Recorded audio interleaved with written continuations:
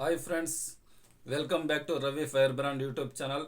ಇವತ್ತು ನಾವು ಯುವ ನಿಧಿ ಯೋಜನೆಗೆ ಯಾವ ರೀತಿ ಅರ್ಜಿಯನ್ನು ಹಾಕಬೇಕು, ಅದೇ ರೀತಿ ಸೇವಾ ಸಿಂಧು ಪೋರ್ಟಲಲ್ಲಿ ನಿಮ್ಮ ಯೂಸರ್ ಐ ಡಿ ಪಾಸ್ವರ್ಡನ್ನು ಯಾವ ರೀತಿ ಕ್ರಿಯೇಟ್ ಮಾಡ್ಕೋಬೇಕು, ಈ ಎಲ್ಲದ್ರ ಬಗ್ಗೆ ಸಂಪೂರ್ಣ ಮಾಹಿತಿಯನ್ನು ಕೊಡ್ತೀನಿ. ವಿಡಿಯೋ ಸ್ವಲ್ಪ ಲೆಂತ್ ಆದರೂ ಸಹ ಪರವಾಗಿಲ್ಲ, ನಿಮಗೆ ಮಾಹಿತಿ ಅರ್ಥ ಆಗೋದು ಇಂಪಾರ್ಟೆಂಟು. ಸೊ ನಾವು ಏನೇ ಮಾಹಿತಿ ಕೊಟ್ಟರು ಅದು ನಿಮಗೋಸ್ಕರ ಆಗಿರುತ್ತೆ. ಸೊ ನಾವು ಹಲವಾರು ಮಾಹಿತಿಯನ್ನು ಕಲೆಕ್ಟ್ ಮಾಡ್ಕೊಬಂದು ನಿಮಗೆ ಮಾಹಿತಿಯನ್ನು ಕೊಡಬೇಕಾದ್ರೆ, ನಮಗೆ ಮೋಟಿವೇಶನ್ ಆಗಬೇಕಾದ್ರೆ ನೀವು ಸಬ್ಸ್ಕ್ರೈಬ್ ಮಾಡ್ಕೊಂಡಾಗ ಮಾತ್ರ ನಮಗೆ ಮೋಟಿವೇಶನ್ ಆಗುತ್ತೆ. ಹಾಗಾಗಿ ನಮ್ಮ ಯೂಟ್ಯೂಬ್ ಚಾನಲನ್ನು ಯಾರೆಲ್ಲ ಸಬ್ಸ್ಕ್ರೈಬ್ ಮಾಡ್ಕೊಂಡಿಲ್ವ ಅಂತವರು ದಯಮಾಡಿ ಸಬ್ಸ್ಕ್ರೈಬ್ ಮಾಡ್ಕೊಳ್ಳಿ. ಇನ್ನು ಲೇಟ್ ಮಾಡೋದು ಬೇಡ, ಮಾಹಿತಿ ಒಳಗಡೆ ಹೋಗೋಣ. ಯಾವ ರೀತಿ ನಿಮ್ಮ ಮೊಬೈಲಲ್ಲೇ ನೀವು ಯುವ ನಿಧಿ ಯೋಜನೆಗೆ ಅರ್ಜಿಯನ್ನು ಹಾಕ್ಕೋಬೋದು ಅನ್ನೋದನ್ನು ತೋರಿಸ್ತೀನಿ. ತುಂಬ ಸಿಂಪಲ್ ಆಗಿರುತ್ತೆ, ಆದರೆ ನಿಮ್ಗೆ ಅರ್ಥ ಆಗಲಿ ಅನ್ನೋ ಉದ್ದೇಶದಿಂದ ಸ್ವಲ್ಪ ವಿಡಿಯೋ ಲೆಂತ್ ಆಗಿರ್ಬೋದು. ಬನ್ನಿ ಫ್ರೆಂಡ್ಸ್, ಇನ್ನು ಲೇಟ್ ಮಾಡೋದು ಬೇಡ, ಮಾಹಿತಿ ಒಳಗಡೆ ಹೋಗೋಣ. ನಿಮ್ಮ ಮೊಬೈಲಲ್ಲಿ ಕ್ರೋಮನ್ನು ಓಪನ್ ಮಾಡಿಕೊಂಡು ಸರ್ಚ್ ಬಾಕ್ಸಲ್ಲಿ ಸೇವಾ ಸಿಂಧು ಅಂತ ಟೈಪ್ ಮಾಡಿ ಸರ್ಚ್ ಕೊಡಿ. ಈ ರೀತಿ ಓಪನ್ ಆಗುತ್ತೆ. ಇಲ್ಲಿ ನೀವು ನೋಡ್ತಾ ಇರ್ಬೋದು ಗ್ಯಾರಂಟಿ ಸ್ಕೀಮ್ಸ್ ಅಂತಿದೆ ನೋಡಿ, ಅದ್ರ ಮೇಲೆ ಒಂದ್ಸರಿ ಕ್ಲಿಕ್ ಮಾಡಿ. ಅದ್ರ ಮೇಲೆ ಕ್ಲಿಕ್ ಮಾಡಿದ್ರೆ ಈ ರೀತಿ ಓಪನ್ ಆಗುತ್ತೆ. ಇಲ್ಲಿ ನೀವು ಲೆಫ್ಟ್ ಸೈಡಲ್ಲಿ ಯುವ ನಿಧಿ ಅಂತ ಕಾಣಿಸ್ತಾ ಇದೆ ನೋಡಿ, ಅದ್ರ ಮೇಲೆ ಒಂದ್ಸರಿ ಕ್ಲಿಕ್ ಮಾಡಿ. ಕ್ಲಿಕ್ ಮಾಡಿದ್ರೆ ಈ ರೀತಿ ಓಪನ್ ಆಗುತ್ತೆ. ಇಲ್ಲಿ ಆಲ್ರೆಡಿ ನಿಮಗೆ ಸೇವಾ ಸಿಂಧು ಲಾಗಿನ್ ಇರ್ತಕ್ಕಂಥವ್ರು ನಿಮ್ಮ ಲಾಗಿನ್ ಐ ಡಿ ಮತ್ತು ಪಾಸ್ವರ್ಡನ್ನು ಹಾಕಿ ಲಾಗಿನ್ ಮಾಡ್ಕೊಳ್ಳಿ. ಇಲ್ಲದೆ ಇರ್ತಕ್ಕಂಥವ್ರು ರಿಜಿಸ್ಟರ್ ಇಯರ್ ಅಂತ ಕಾಣಿಸ್ತಾ ಇದೆ ನೋಡಿ, ಅದ್ರ ಮೇಲೆ ಒಂದ್ಸರಿ ಕ್ಲಿಕ್ ಮಾಡಿ. ಕ್ಲಿಕ್ ಮಾಡಿದ್ರೆ ಈ ರೀತಿ ಓಪನ್ ಆಗುತ್ತೆ. ಇಲ್ಲಿ ಎಂಟರ್ ಆಧಾರ್ ನಂಬರ್ ಹತ್ರ ನಿಮ್ಮ 12 ಅಂಕಿಯ ಆಧಾರ್ ನಂಬರನ್ನು ಹಾಕಿ. 12 ಅಂಕಿಯ ಆಧಾರ್ ನಂಬರನ್ನು ಹಾಕಿದಾದ್ಮೇಲೆ ಅಲ್ಲಿ ಏನು ಕ್ಯಾಪ್ಚರ್ ಕಾಣಿಸ್ತಾ ಇದೆ ಆ ಒಂದು ಕ್ಯಾಪ್ಚರನ್ನು ಹಾಕಿ ಅದ್ರ ಕೆಳಗಡೆ ನೆಕ್ಸ್ಟ್ ಅಂತ ಕಾಣಿಸ್ತಾ ಇದೆ ನೋಡಿ, ಅದ್ರ ಮೇಲೆ ಒಂದ್ಸರಿ ಕ್ಲಿಕ್ ಮಾಡಿ. ಕ್ಲಿಕ್ ಮಾಡಿದ್ರೆ ಆಧಾರ್ ನಂಬರ್ಗೆ ರಿಜಿಸ್ಟರ್ ಆಗಿರುವ ಮೊಬೈಲ್ ನಂಬರ್ಗೆ OTP ಹೋಗುತ್ತೆ. ಆ 6 ಅಂಕೆಯ OTPಯನ್ನು ಆ ಬಾಕ್ಸಲ್ಲಿ ಎಂಟ್ರಿ ಮಾಡಿ ಕಂಟಿನ್ಯೂ ಅನ್ನೋದ್ರ ಮೇಲೆ ಒಂದ್ಸರಿ ಕ್ಲಿಕ್ ಮಾಡಿ. ಅಂದರೆ ಸೇವಾ ಸಿಂಧು ಲಾಗಿನ್ ಇಲ್ಲದೆ ಇರ್ತಕ್ಕಂಥವ್ರು ಫಸ್ಟ್ ನೀವು ಸೇವಾ ಸಿಂಧು ಲಾಗಿನನ್ನು ಯೂಸರ್ ಐ ಡಿ ಪಾಸ್ವರ್ಡನ್ನು ಕ್ರಿಯೇಟ್ ಮಾಡ್ಕೋಬೇಕು. ಒಂದ್ಸರಿ ಕ್ರಿಯೇಟ್ ಮಾಡಿಕೊಂಡ್ರೆ ಮತ್ತೆ ಮತ್ತೆ ಮಾಡ್ಕೊಳ್ಳೋ ಅವಶ್ಯಕತೆ ಇರೋದಿಲ್ಲ. ಈ ರೀತಿ ಅಲೋ ಅಂತ ಬರುತ್ತೆ. ಅಲೋ ಅನ್ನೋದ್ರ ಮೇಲೆ ಒಂದ್ಸರಿ ಕ್ಲಿಕ್ ಮಾಡಿ.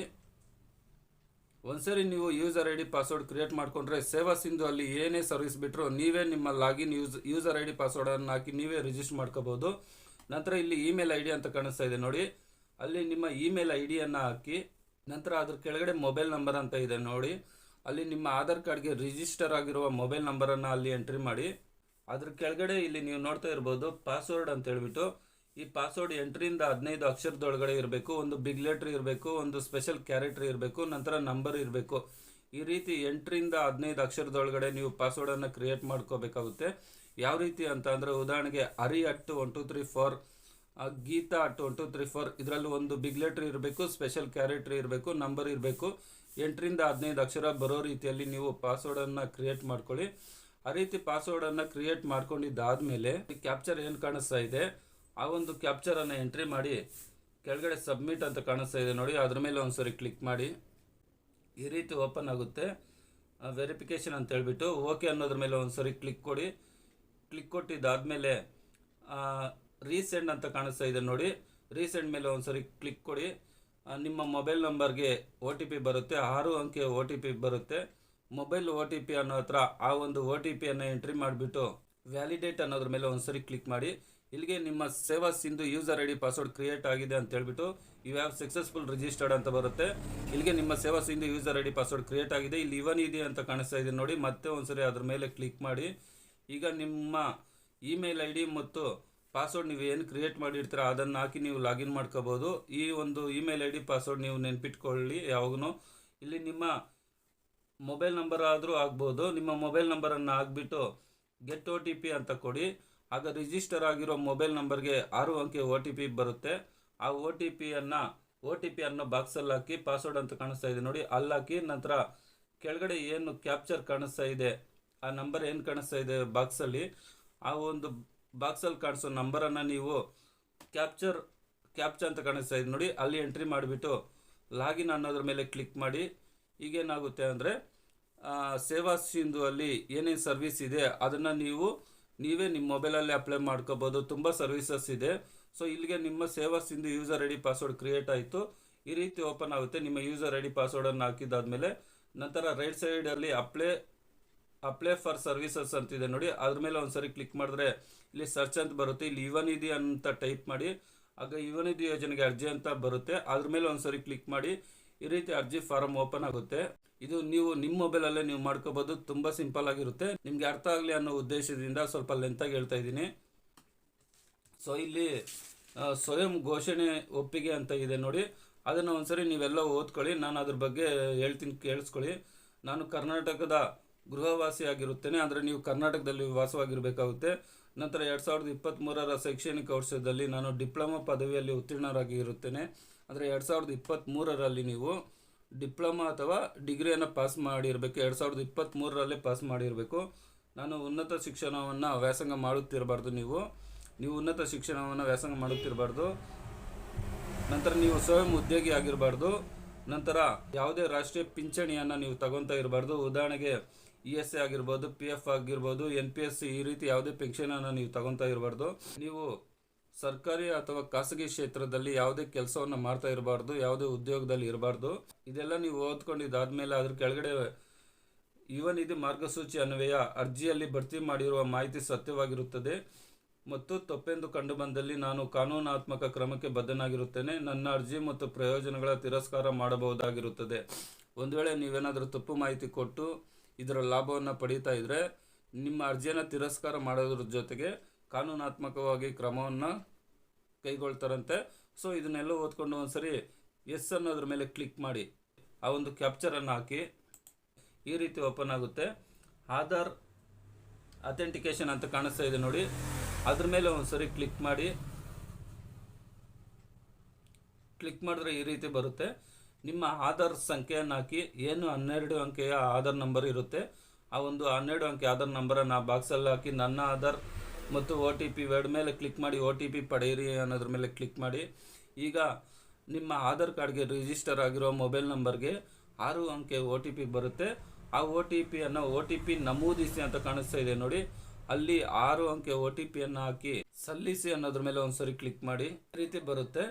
ಈಗ ನೀವೇನು ಮಾಡಬೇಕು ಅಂದರೆ ಆಧಾರ್ ವಿವರವನ್ನು ಪಡೆಯಿರಿ ಅಂತಿದೆ ನೋಡಿ, ಅದ್ರ ಮೇಲೆ ಕ್ಲಿಕ್ ಮಾಡಿದ್ರೆ ನಿಮ್ಮ ಹೆಸರು, ನಿಮ್ಮ ಡೇಟ್ ಆಫ್ ಬರ್ತು, ನಿಮ್ಮ ಫೋಟೋ ಹಾಗೂ ನೀವು ಇರುವ ವಿಳಾಸ ತಾನಾಗೆ ಬರುತ್ತೆ. ಒಂದ್ಸರಿ ಎಲ್ಲ ಡೀಟೇಲ್ ಎಲ್ಲ ಕ್ಲಿಯರಾಗಿ ನೋಡ್ಕೊಳ್ಳಿ ನೀವು. ನಂತರ ಪ್ರಸ್ತುತ ವಿಳಾಸವು ಮೇಲಿನಂತೆಯೇ ಇದೆಯಾ ಅಂತ ಇದೆ. ಅಂದರೆ ನೀವು ಸೇಮ್ ಪ್ಲೇಸಲ್ಲಿ ವಾಸ ಮಾಡ್ತಾ ಇದ್ರೆ ಎಸ್ ಅಂತ ಕೊಡಿ, ಇಲ್ಲ ಅಂದರೆ ನೋ ಅಂತ ಕೊಟ್ಟು ನೀವು ಬೇರೆ ಅಡ್ರೆಸ್ಸನ್ನು ಎಂಟ್ರಿ ಮಾಡ್ಬೋದು. ನಂತರ ನಿಮ್ಮ ಡಿಸ್ಟಿಕನ್ನು ಹಾಕಿ, ನಂತರ ನಿಮ್ಮ ತಾಲೂಕನ್ನು ಹಾಕಿ, ಅದಾದಮೇಲೆ ಕೋರ್ಸನ್ನು ಆಯ್ಕೆ ಮಾಡಿ ಅಂತಿದೆ. ಅಂದರೆ ನೀವು ಯಾವ ಕೋರ್ಸನ್ನು ಓದಿರ್ತೀರೋ ಆ ಕೋರ್ಸನ್ನು ಆಯ್ಕೆ ಮಾಡ್ಕೊಳ್ಳಿ.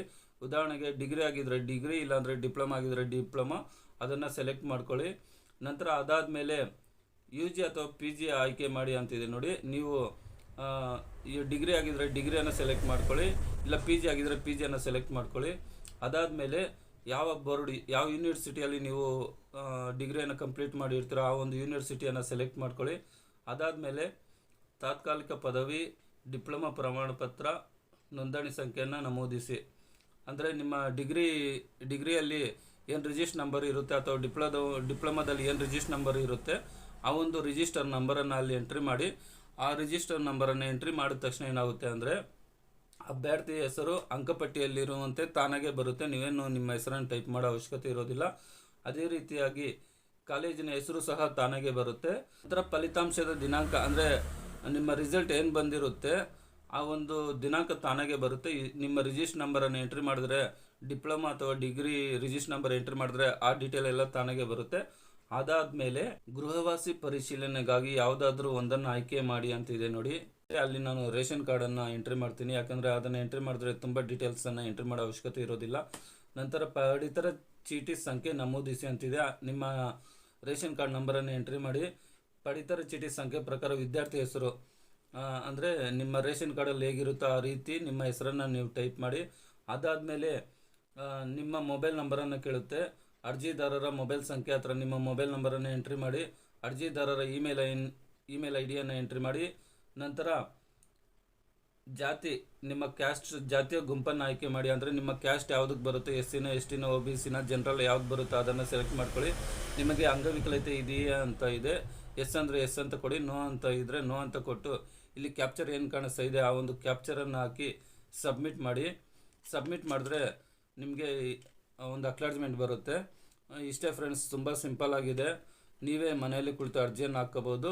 ಒಂದು ವೇಳೆ ಅರ್ಜಿ ಹಾಕುವ ಸಂದರ್ಭದಲ್ಲಿ ನಿಮ್ಮ ರಿಜಿಸ್ಟರ್ ಡಿಗ್ರಿ ಅಥವಾ ಡಿಪ್ಲೊಮಾ ರಿಜಿಸ್ಟರ್ ನಂಬರ್ ಹಾಕಿದಾಗ ಈ ರೀತಿ ಏನಾದರೂ ಬಂದರೆ ನೀವೇನು ಮಾಡಬೇಕು ಅಂತ ಅಂದರೆ, ನಿಮ್ಮ ಕಾಲೇಜ್ ನೀವು ಡಿಗ್ರಿ ಅಥವಾ ಡಿಪ್ಲೊಮಾ ಎಲ್ಲಿ ಓದಿರ್ತೀರಾ ಆ ಒಂದು ಕಾಲೇಜ್ಗೆ ಭೇಟಿ ಕೊಟ್ಟು ಯುವ ನಿಧಿ ಯೋಜನೆಗೆ ನಾವು ಅರ್ಜಿಯನ್ನು ಹಾಕಿದ್ರೆ ನಮ್ಮ ಡೀಟೇಲ್ಸ್ ಬರ್ತಾ ಇಲ್ಲ ಅಂತ ಹೇಳ್ಬಿಟ್ಟು ನೀವು ಏನು ಮಾಡಬೇಕಂದ್ರೆ ನಿಮ್ಮ ಪ್ರಿನ್ಸಿಪಾಲ್ ಅವ್ರನ್ನ ಕೇಳಿದ್ರೆ ನಿಮ್ಮ ಡಿಗ್ರಿ ಅಥವಾ ಡಿಪ್ಲೊಮಾ ಮಾರ್ಕ್ಸ್ ಕಾರ್ಡ್ ತೊಗೊಂಡು ಹೋಗಬೇಕಾಗುತ್ತೆ.